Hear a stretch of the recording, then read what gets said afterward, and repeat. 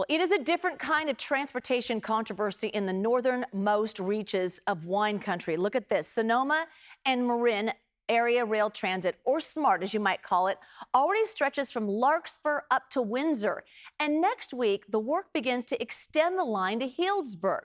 So right now, the agency is hosting an open house to present its plans for construction and funding to the public. But some critics have raised questions about SMART's long-term future. John Ramos reports on the work ahead. SMART began operation in 2017 with a promise of getting people off of busy Highway 101 during commute hours. Now the push is on to extend the line to Healdsburg, with the biggest challenge being generating the funding needed to keep the operation going.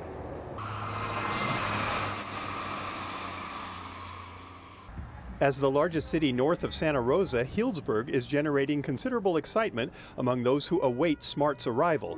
But first there's a lot of work to do, starting next week. It starts with topographical survey.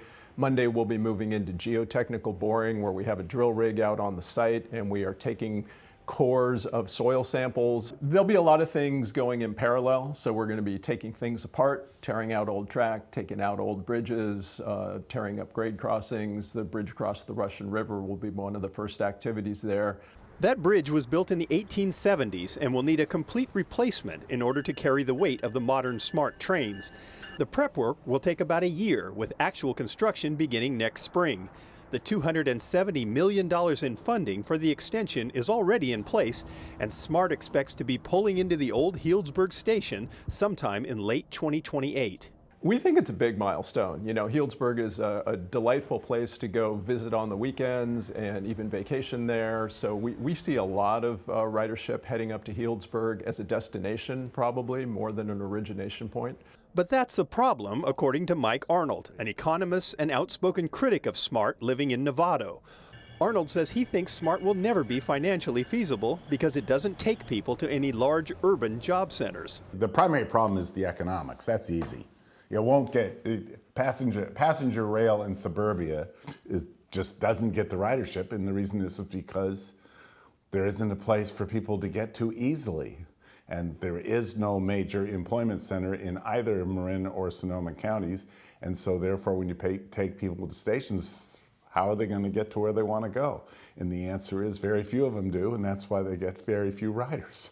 Currently, kids and seniors pay no fare, and Arnold says that means more than 40% of riders are riding for free. And he points to Highway 101, where SMART was supposed to relieve traffic during morning commute times.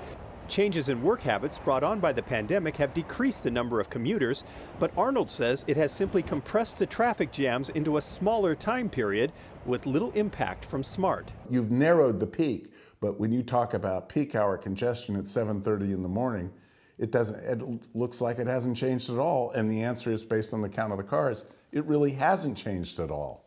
The debate matters because in June, voters will be asked to decide whether or not to extend for another 30 years the quarter-cent sales tax to continue funding SMART.